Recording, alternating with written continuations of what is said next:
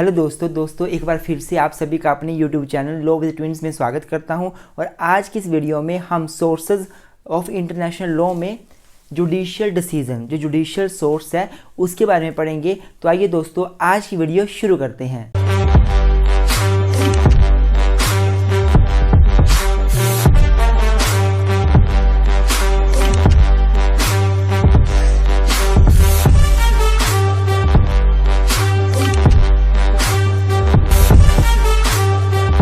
तो दोस्तों अगर मैं जुडिशियल डिसीजन की बात करूं तो सबसे पहले इंट्रोडक्शन के साथ शुरू करेंगे। हमें पता है कि जो आर्टिकल 38 है statute of international court of justice का, उसमें हमें 4 प्रकार के सोर्सेज बेसिकली बताए हुए हैं। International custom, international convention, general principles of law recognised by civilised state and judicial decision. बच्चों जुडिशियल डिसीजन जो है इसको सेकेंडरी सोर्स माना जाता है। बाकी जो मैंने आपको बताया ना वो सारे प्राइमरी सोर्स माने जाते हैं, पर इसको सेकेंडरी माना जाता है। क्यों सेकेंडरी माना जाता है इसको बच्चों? रीज़न क्या है? क्योंकि जुडिशियल डिसीजन जो है they are not binding in there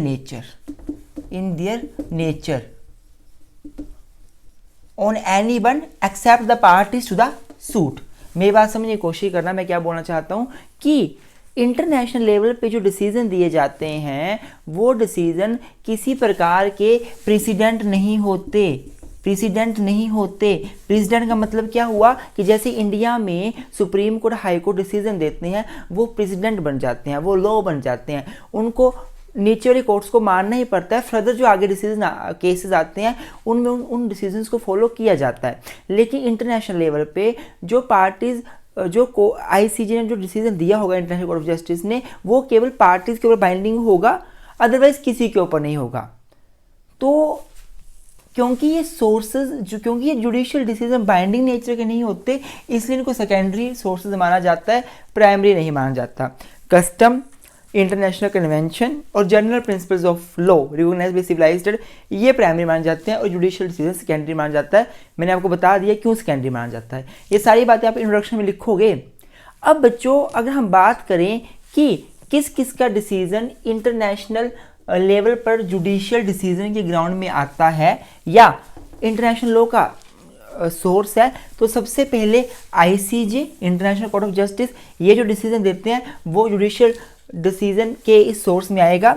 award of international tribunals, जो इंटरनेशनल ट्राइब्यूनल्स है मैं बताऊंगा अभी थोड़ी देर में, उसके भी डिसीजन जुडिशियल डिसीजन में आएंगे, सोर्स माना जाएगा। डिसीजन ऑफ म्युनिसिपल कोर्ट्स, जो म्युनिसिपल कोर्ट्स हैं उनके डिसीजन भी जो है वो इंटरनेशनल कोर्ट ऑफ, उनके डिसीजन भी जुडिशियल डिसीजन के अंदर आएंगे।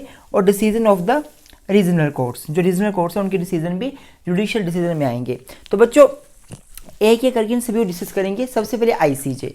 अगर मैं ICJ international court of justice की बात करूं तो यूएनओ के अंदर इंटरनेशनल कोर्ट ऑफ जस्टिस एक कॉन्स्टिट्यूट किया हुआ एक ऑर्गन है इंटरनेशनल कोर्ट ऑफ जस्टिस, और इसका एक अपना स्टैट्यूट है, स्टैट्यूट इसका अपना बना हुआ है। और इस स्टैट्यूट का जो आर्टिकल 38 है वही हमें ये सारे सोर्सेज के बारे में बताता है।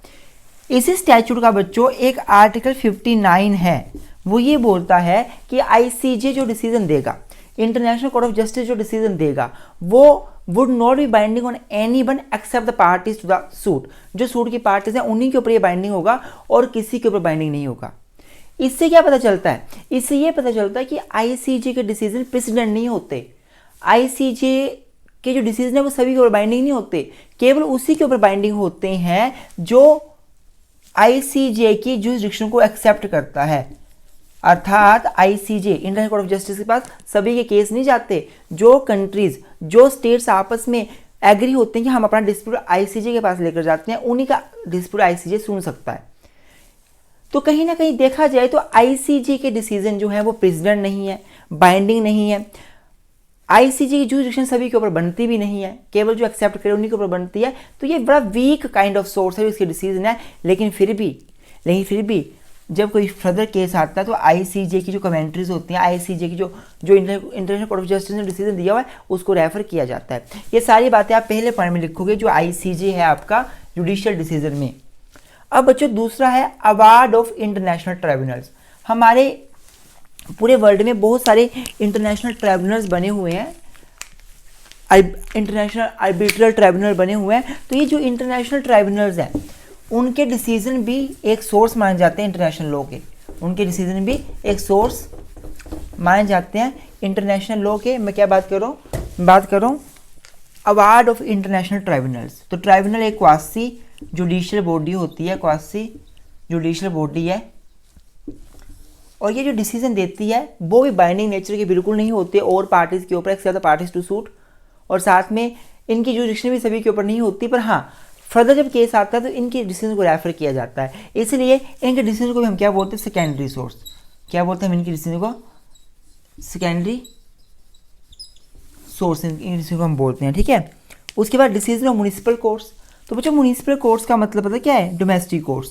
हमें पता है कि जितने भी कंट्रीज़ हैं वर्ल्ड की, उनके अपने देश में कोर्ट्स हैं। जैसे इंडिया में सुप्रीम कोर्ट है, पाकिस्तान में सुप्रीम कोर्ट है, इंग्लैंड में होगा, अमेरिका में होगा। तो ये म्यूनिसिपल कोर्ट्स हैं, क्या इनके डिसीजन भी international court of justice, sorry इनके डिसीजन भी इंटरनेशनल लॉ का सोर्स है? तो आंसर यस वही है, प्राइमरी सोर्स नहीं है, सेकेंडरी है। बहुत सारे ऐसे मैटर्स होते हैं जिसमें जो म्यूनिसिपल कोर्ट्स ने डिसीजन दिए होते हैं उन जजमेंट्स को देखा जाता है, रिव्यू किया जाता है, इंटरनेशनल लेवल पे डिसीजन देने से पहले उनको गो थ्रू किया जाता है। तो यस, जो म्यूनिसिपल कोर्ट्स में डिसीजन देते हैं वो भी इंटरनेशनल लॉ का एक सोर्स माना जाता है, पर है सेकेंडरी, प्राइमरी नहीं है। और लास्ट है डिसीजन ऑफ रीजनल कोर्ट्स। तो कुछ रीजन में कुछ कोर्ट्स इस्टेब्लिश हुए हैं, जैसे यूरोपियन यूनियन में ह्यूमन राइट्स का कोर्ट इस्टेब्लिश हुए हैं, वैसे साउथ एशिया में अपने कोर्ट्स हैं। तो ये जो कोर्ट्स डिसीजन देते हैं, कभी इंटरनेशनल लेवल पे कोई केस चले तो उस कोर्ट का डिसीजन भी रेफर किया जा सकता है, इसमें कोई दिक्कत नहीं है। पर मैं बच्चों फिर से बता दूं आपको, जितने भी हमने इनके डिसीजन में पढ़े ये सारे सेकेंडरी सोर्स हैं, पहली बात। दूसरा, ये सभी डिसीजन प्रेसिडेंट कभी क्रिएट नहीं करते।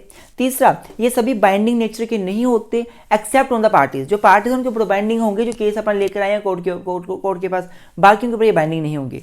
चौथा कि जो इनकी जो जुरिडिक्शन बनती है ना पार्टीज के ऊपर, वो ऐसे नहीं बन जाती, पार्टीज एक्सेप्ट करती है जुरिडिक्शन तभी बनती है। तो बच्चों आई होप आपको जुडिशियल डिसीजन समझ आ गया होगा। आज के लेक्चर में इतना ही। अब अगले लेक्चर में डिस्कस करेंगे जुडिस्टिक वर्क के बारे में, और साथ में एक लास्ट सोर्स बचता है डिसीजन ऑफ इंटरनेशनल इंस्टीट्यूशन, उसको भी उसी में डिस्कस कर लेंगे। तब तक अपना ध्यान रखिए दोस्तों। रिक्वेस्ट करना चाहूँगा कि अगर आपको हमारे यूट्यूब चैनल के जो मैं आपको ये जो लेक्चर दे रहा हूँ, अगर आपको किसी भी सब्जेक्ट के इंटायर रिवीजन सेशन के लेक्चर चाहिए, चाहे प्रॉपर्टी लॉ है, एडमिनिस्ट्रेटिव लॉ है, मुस्लिम लॉ है, हिंदू लॉ है, कोई भी सब्जेक्ट के जो हम 5-6 घंटे में बनाते हैं वो भी, या फिर लॉन्ग चाहिए, लॉन्ग मतलब जो हम लार्ज नोट्स बनाते हैं, लेक्चर बनाते हैं, तो आप हमें हमारे व्हाट्सएप नंबर 9816492276 में मैसेज करके डिमांड कर सकते हैं। इन सभी लेक्चर्स के नोट्स सिंपल लैंग्वेज में आपको मिल जाएंगे, रिवीजन सेशन आपको सिंपल लैंग्वेज में मिल जाएंगे। और साथ ही साथ बच्चों मैं बता दूं कि हमारी अपनी एप्लीकेशन डेवलप हो गई है। आप प्ले स्टोर में जाइए और वहाँ से डाउनलोड कीजिए लॉ विद ट्विंस, हमारा लोगो लगा होगा उसके ऊपर ब्लू कलर का। इस एप्लीकेशन को डाउनलोड कर लीजिए हमारी सर्विसेज को लेने के लिए। और तब तक अपना ध्यान रखिए। Thank you so much, keep supporting us.